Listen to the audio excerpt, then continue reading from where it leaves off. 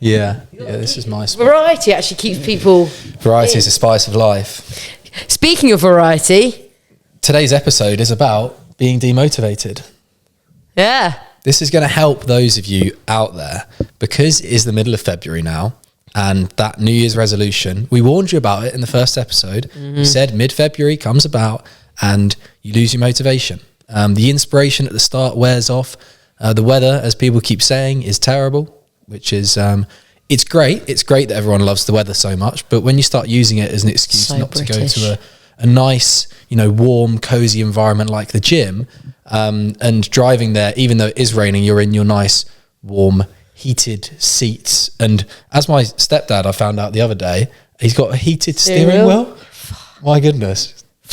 Just mental. But yeah, these things around this time of year, everything is now pretty inconsistent. And when you start to rely on external circumstances for your consistency, then you will be as inconsistent as the circumstances you find yourself in.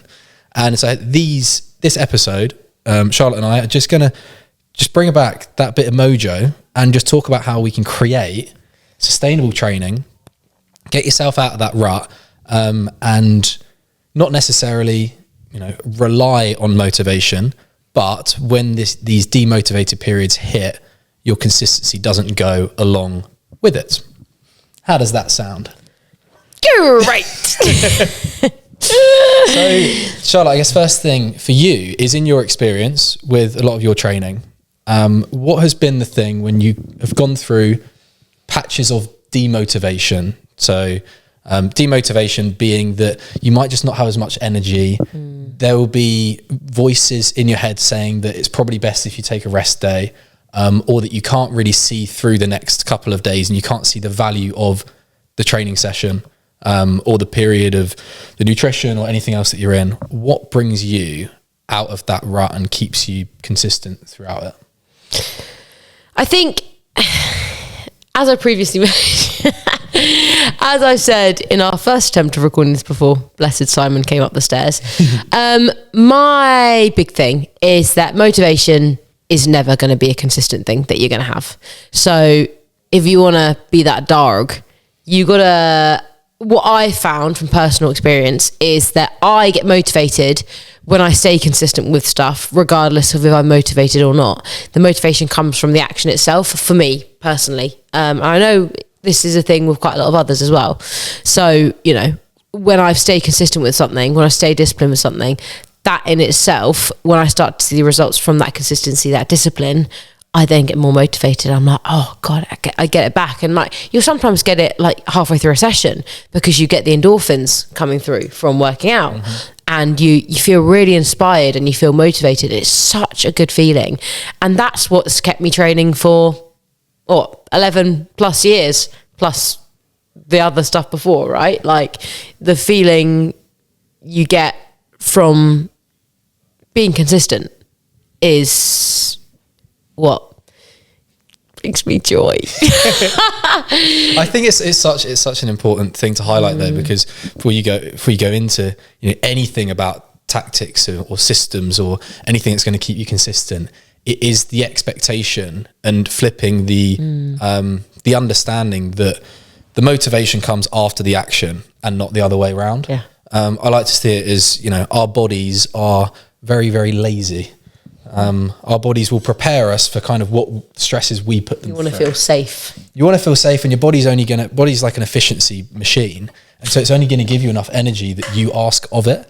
And if you get back from a day at work and you go straight to sitting on the sofa, your body is going to assume and prepare you to watch TV. Nice. Your body's not preparing you to get up and go to the gym. Yeah. But as soon as if you go on that run or something, you get into the gym, you get 10 minutes into a run, that's when your body responds.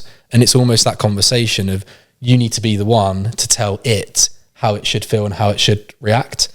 Some of my best gym sessions have been ones that I've gone into thinking, I'm knackered and this is going to be a crap session. And then I catch myself saying that and I flip the narrative and I end up having some of the best sessions I've had in the evening ones as well. Because I prefer training earlier on in the day, but when I am tired and it's been a long day, but I haven't managed to get my session in the morning, I go in the evening. Sometimes those sessions are the best ones.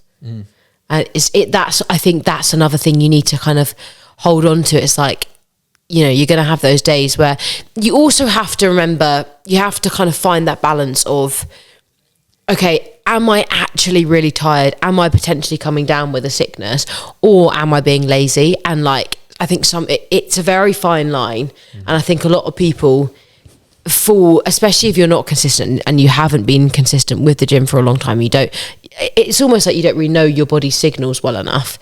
It's important to test those limits. And, you know, on those days where you think, you come back and you go, yeah, I'm just not feeling it. I'm just feeling a bit tired. Question yourself, am I actually kind of coming down with something? Am I actually burnt out from work, or am I just being a little bit lazy?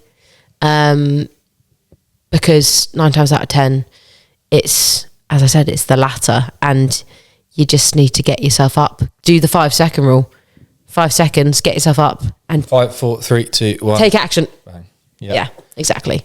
And I think that you've touched upon it straight away, is that there is a privilege of experience to being able to listen to your body and to knowing when to push and when to back off, and if it's burnout or if it's tiredness, or if you are just having one of those days where you can actually do with a gym session because you've been stuck inside all day, or it's been stressful at work, and the best thing to do is to get out, and you just don't know it yet. And unfortunately, it might be a case of sometimes, not deliberately, but you might find yourself going to being burnt out to find out where the limit is. It is a case of, to be consistent, you probably need to go beyond at certain points. Yeah, for sure. Because it is very difficult in that moment, especially when you've got your psychology playing against you, your emotions and fatigue and everything, is you don't actually have clarity in that moment.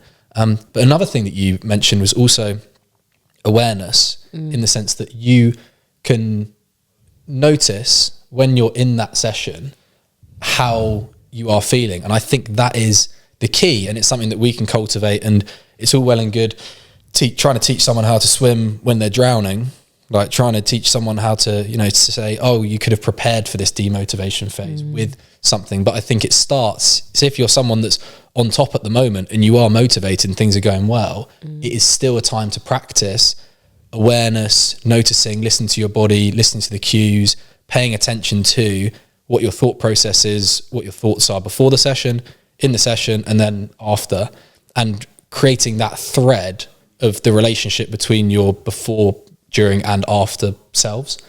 Sure. Because it is a lot about, the emotions will cloud your judgment of whether something's worth it or not. And to establish clarity, you really need that awareness. Yeah. Is that something for you, Charlotte, have you deliberately done that?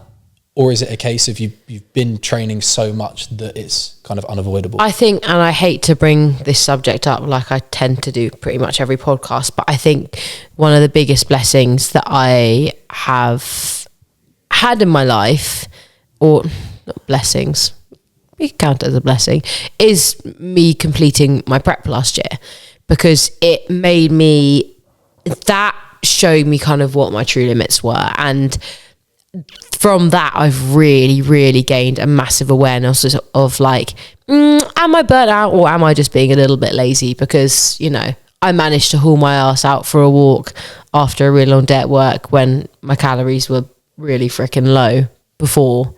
And now, I don't want to box off my steps when I'm on kind of double the amount of food that I was on before, So like, I think you do have to really, like, you have to be aware that your body actually is really quite capable of a lot more. Your mind will give up really, works quite a bit earlier than your body does. Goggins said it's 40%. Goggins, yeah. He said if you think that you're done, then you're only 40% of the way there. No, exactly. And I think, sometimes you can like see stuff online that can be a little bit toxic, but I do think, you do sometimes just have to give yourself a bit of a kick up the arse. And I think with our society now, as we've spoken about in a lot of the podcasts, it can be very easy to take the easy route, with whatever kind of direction you're trying to go for. Say it's dieting, say it's increasing your training. Like, I was listening to a podcast the other day about dieting, and how our body, you know, you have these biological changes like in your brain. So when you are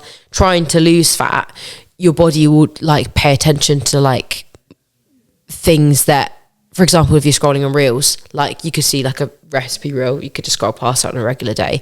But when you're hungry, your body will tune into that because it's trying to encourage you to like take the easier route, go for something that's going to tempt you, you know, watching a food what's it called, like a food reel that's going to make you more hungry. Little things like that, like your body wants to be in like just homeostasis. It wants to feel at ease, and it's kind of pushing yourself past that limit without pushing yourself into burnout, which can yield the best results. I think on the whole it is one of those things where there are a certain amount of people when there is advice on the internet, they will take advice that will confirm their beliefs.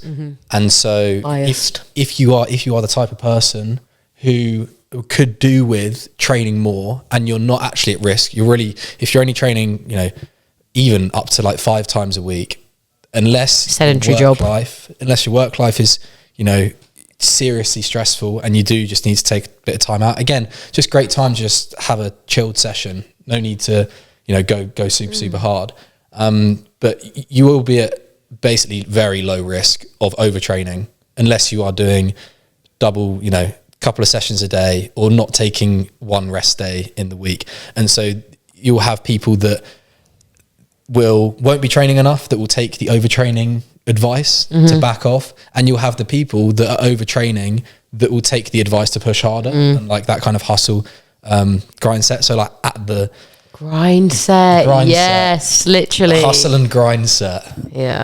But you will just, I think it is safe to say that whichever advice you feel like you should take when you're tired, probably take the opposite. If you are the type of person that knows that you can push those limits, then may sometimes be worth backing off when that decision is made, because you know what it's like. And then the people, if you are starting out your journey, this is just how it feels, and these are the ways that when people say consistency, it's a word that really covers a lot of these situations and these experiences, which is like, it is just on the dreary days. It is when everyone's telling you, oh, you know, you've done really well, you've earned this, you've earned that, you can back off. And you just need to remind yourself of, you know, really why you're doing it. And giving yourself a chance as well. Don't fall into that external validation hole. You know, you want to have validation from yourself before you receive it from others. You want to be proud of what you worked on yourself before you receive it from others. And I posted something the other day onto my Instagram, like a little quote on a carousel. And I think it was something like, consistency looks boring until you see what it builds. And I think that's a really... That's good. So, but it is, it's true though. Like, you know, you'll get people who can't stay consistent with things, and you also get people who give advice like to you when they haven't got the same goal or they've never experienced what you're going through. Like, don't listen to those people, because they're people that might be insecure about what they're doing and not happy about what they're doing, and misery likes company. Misery does like company. And I think that's misery. And I think that's the you know, it's the benefit of having a coach or someone which has your values aligned, is that either what you need to do, and you could go a couple of ways about it, is you either have the coach or someone else that really knows you well and will tell you to just give yourself a kick up the backside, and even a conversation, even someone echoing your own advice back to you. Even just having that a little bit distance and having it from an outside source, because everything inside your own head, everything's competing for it, and normally the negative side wins out unless you're really pushing against it, because of our psychology most of the time of like negativity bias. And so just having someone else that has like shared values or even can echo your own back to you is really important. But then there does come the day where you don't have anyone else. I mean, you could always, you know, text someone or, you know, to hold you accountable. But a lot of times it's when no one else is watching, and you need to be that person to have your kind of best interests at heart, even if it feels really uncomfortable. We enter this world on our own and we leave this world on our own. Where's that from? I don't know. But it is, I think that could lead perfectly onto our next point of like, you know, if you are really struggling with motivation and with training, if you've got friends that are staying active, create a group chat. It's not even like find a buddy to come to gym with, because sometimes, you know, that friend who's also active might live in another county or something like that. But like kind of keeping yourself held accountable. Barngen communities are great example of that one. Lots of people in there saying, you know, great sessions today. Gets you motivated because Shelley's doing... No one calls Shelley. Shelley's doing really well. She's come to 4 classes this week. Gives you a kick up the arse without even asking for it, you know? If you are kind of feeling like, you know, I need a bit of motivation, I find I'm very competitive. And if you're a competitive kind of person, it's good to follow and be friends with these kind of people, because if I find that someone else is training a lot recently, or, you know, they're succeeding with their diet, I'm like, I need to get going, you know? Yeah, and I think, you know, everyone kind of throws around the comparison is the thief of joy, and that you shouldn't compare yourselves to others. At the same time, if you literally just need to get something done, and the main thing is just ticking the box, getting to the gym, doing that run, regardless of the standard of it, and just contributing something, use any fuel, use comparison, as long as it's not something... Sometimes comparison's healthy, right? Yeah, and it can be, you know, in the short term, it can be used in a positive way, and a good motivator. But on the, you know, in the long term, potentially, you know, it's better to have more consistent, honest values of reasons why you're doing it, which is the next thing, really, which is having a strong purpose. And the stronger the purpose, the easier the reminder for in those situations when you can't really be bothered to do things. Finding your why. What really is your why? What's a couple of questions that you would give to people or ask, Charlotte, to kind of uncover and to remind themselves of why they're doing it? Ooh. Or is it just as simple as asking the question? I think the thing is, like, I think, I mean, Guy's spoken about this before, but like, you know, starting out with a new client, so, okay, why are you wanting to start this? Okay, cool. They'll usually say, like, you know, I just want to get a bit fitter, I want to lose a little bit of weight. But why do you want to lose that weight? Why do you want to get fitter? Oh, because this happened, etc. And then you just keep asking why, and that tends to dig out deeper things. Or you can just say, you know, was there a moment in time where you realised I'm not happy with where I am? Like, what was that kind of event or that kind of light bulb moment that you had where you thought, oh, you know, something needs to change, right? It could be someone like going to the doctor and they've got high blood pressure. Okay, I need to change this. I need to be more active. Little things like that. But you don't have to have a catastrophic event to start, you know. It's important to be healthy. Healthy people live longer. It's not based off trauma. No. But if it is, it's always a really strong thing. It does, and it will drive you to succeed. Yeah, my year 6 teacher called it we went into class one day and it was like our SATs, our SATs, and it was an English lesson, and he said, I've got this, you know, this golden formula for how you could, you know, pass all your exams and do really well. Yeah. And I was like, oh, I'm so excited. Can't wait. And he wrote on the board, he said, it's called The Annoying Child. And I was like, great, okay, you know, what is it? And he said, you know, once you answer the question, just keep thinking, why? And then you write it again. Why? And it's why. Yeah. Why? And actually, in the moment, I'm not going to lie, I thought it was a load of bollocks. I was waiting for like a You're secret. like, you sucker. I was just like, Mr. Childs, you're my favourite teacher, and you giving me something that is still really difficult to do. I still have to think. I still have to think about why. Like, why, Mr. Childs? I'll ask you why. Why haven't you just given me a really obvious, pill. Why can't you give me a quick fix? The blue pill. The magic pill, not the blue pill. Mr. Childs, why? Then I'll get really excited about English. Woo! 11-year-old child. Anyway, nah. Why? But you know, that is it. And those, again, it doesn't look fancy, but understanding your motives. And personally, in my journey of training, coming through, I've got my leg, my knee that, you know, I've had big leg surgery crick. with my cool little Screws in the scars. shin.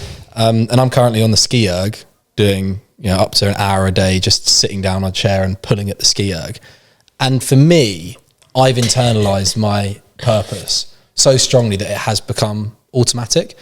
However, that's come over, I would say, about 4 years of writing things down, reminding myself why I'm doing it, paying attention in the sessions. It is also wrapped a lot in my identity, how I see myself as being someone that is consistent. And so I relish and lean into the days when I can't be bothered to do it, because I know that those are the exact days that are going to make me the most progress. Yeah. But I have, I've got journals full of things that I can go back on and have these reminders of how it should be feeling in a certain period of time. Like if there's a lot of uncertainty, this is just how it feels, even though it feels really uncomfortable. It is something that can kind of take you out of that experience, and just having that reminder, having it accessible.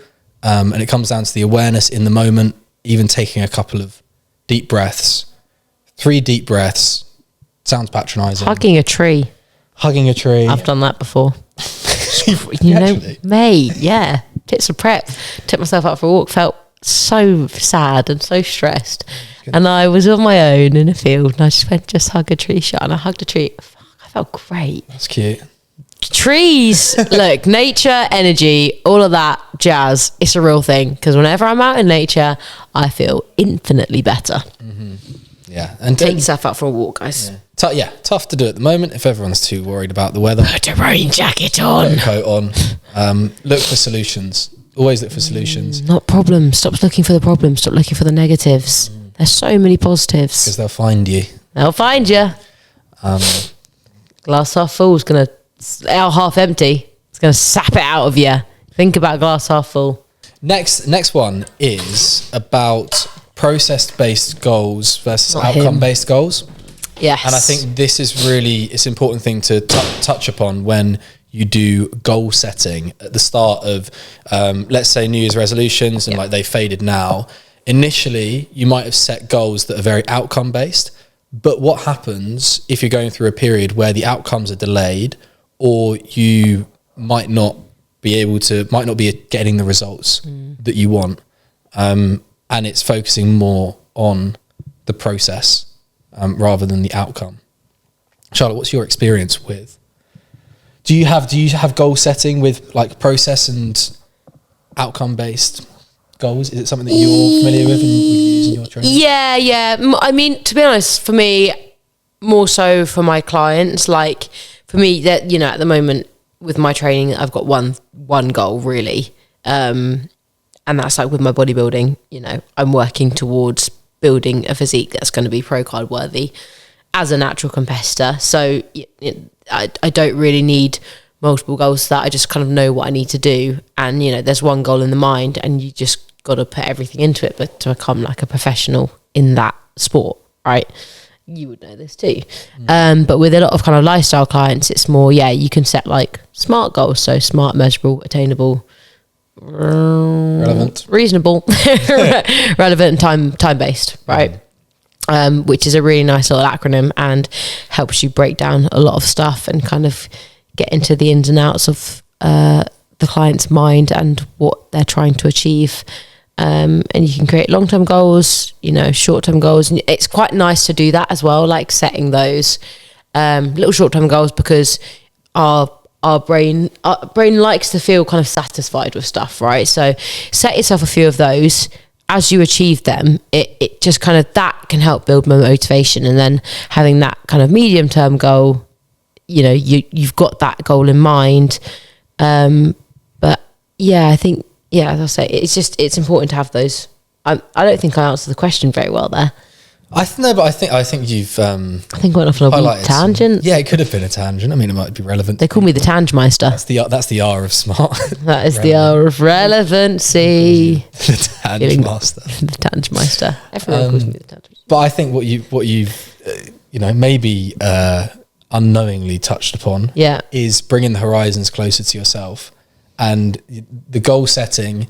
Instead of having it so far out in the future, even a few weeks, because sometimes during these periods of demotivation, time slows down and you can't really see past the day or the minute or even the second. And so bringing something as close to you as possible and just taking that first step is really important. I think that is the main thing really, is to keep the habit up, even if you're not putting out the same amount of work as you normally do. And so I always find, like, if I'm demotivated, if I can't be bothered to do something, I will always just make sure I get to the gym. I make sure I drive there. You don't even have to do the session. Take yourself there. If you genuinely feel like you're tired, get there, do a little warm up, and see how you feel. Oh, such a good one. It's such a good one, because it just gets you going, and like, you take the pressure off. You get there, you warm up, you go, okay, I'm actually all right. Let me do the first 2 exercises. Okay, I feel fine. Let's do the next one. And usually 9 times out of 10, you will finish the session. But, like, you know, on the rare occasion that you don't, you can at least go, you know what? At least I tried. And at least, like, that trying is so important as well. And, like, you shouldn't ever, downplay the fact that you have made the effort, especially if on a day where you are feeling crap. Like, you've actually pulled yourself out of that hole and you've even just got to the gym. Like, think of that as a reward in itself, and then you usually will follow through with that as well. Yeah. And don't deny yourself the opportunity of having the best session just because it doesn't start out the best. Like you said, best weekend of your life. What was that? Best night of your life. I had a thing with you a couple of months ago where I was just, it's gonna be the best night of your life. I basically just said that there was a party that I was going to and it's just going to be the best night of my life, and I'm creating. And ultimately there is going to be a day which will be the best day of your life. And there's no point judging how you feel before, you know, what that day looks like or what the session looks like, and also, giving yourself grace and giving yourself a bit of even sometimes it feels like a patronizing pat on the back with all of these small wins. Small wins seem patronizing, and it is adding context to it as well. So taking into consideration what's going on at the moment and how much energy it takes for you to just get up and out the door. Some people it might be easy, but even for the people you think's easy, it's still difficult a lot of times. This happens all inside the mind. It's not that obvious. And so giving yourself just, you know, turning up points, and pushing on, relying on effort and trying to get the reps in. And that's really how you can learn more about yourself and to grow and to notice change, is by putting yourself in a situation where it's possible. For sure. And that is ultimately just doing what you can control, which is you can control your efforts, but you might not be able to control your output, how fast you run, how much you lift. Yeah, exactly. And again, it all comes down to trying to be as consistent as possible, and you can only really control your efforts, and that's where the consistency comes from. And acknowledging that you can't always be going upwards with your progress. It's not linear. It does not look like that. You have peaks and you have troughs, and you'll have weeks where you feel super, super weak and super motivated, super tired. And then the next week you're going to be great and it's going to go up again. And then you might plateau a little bit, and then you go up again, and then you plateau, and then you're going to drop because you've gone on holiday and you feel like a mess and you're scared to come back to the gym. A lot of people post-Christmas were like, I didn't come to the gym for a while because I was like ashamed. I was speaking to one of the members. He was like, I was ashamed of kind of how I was like looking post-Christmas, and he kind of put it off for longer. And then it got to a point where he's like, no, actually, I just need to come in. And you will, like, a lot of people have that. I used to get that as well. But then you get back to the gym and progress goes up again, and then you have little dips. It's never going to be a smooth ride, you know? Yeah, and the main thing with that process with progress being not linear is you are only really going to make progress if you stick through it through the dips. Yeah. If you don't stick through it through the dips, then you'll not make the progress that you want to make. Yo-yo progress. And then you'll leave it a couple of months, and then it will take another bit of threshold of bad to get back to get back into it. And I think that, you know, people after Christmas, you wait to come back in, you wait to feel good. And you might be trying to remind yourself, you talk about reminders, like, you know, you try and psych yourself into saying, okay, yeah, this is really what I want to do. And it might not be enough to really feel like doing it, because a lot of the time the reminder is actually, like you say, in the act of doing, and you remind yourself of a lot of the time it's an after feeling, and you can only get the after feeling once you do it. You can't get the after feeling before. And Ice creams. that's about it. Anyway, Yes. I think we should probably wrap it up. A speedy one. A speedy one. Charlotte, anything else to add? Just, you know what? Nike motto. Just do it. Just do it. Just do it. Trademark. Just do it. Come at me with a patent. All right. Pattern up. Catch you in the next episode. If you are here listening, watching, please drop us a follow. We'll be uploading episodes every Monday and Thursday. And drop us a message if you need some motivation, because we're nice, friendly coaches, and we're always here for a chit chat. Yeah, we can do cameos for £10. Just drop me a PayPal or something. And Charlie does scar pics now. Yeah, I can send you a photo of my knee. I do toe pics. Great. My big toe fell off. I told you. Do you actually? Toenail fell off. Yeah. Well, Josh Becker. Charlotte, thank you very much. I love this running joke. It's great. Josh. And I'm Josh. Poor Josh. Yeah, Josh, if you're listening, drop us a message. But my big toenail did fall off, Josh. I told him this the other day. All right. Both of them have. Charlotte, thank you very much. Anyway. See ya. Toenails. Bye. Bye. Do you want to see it?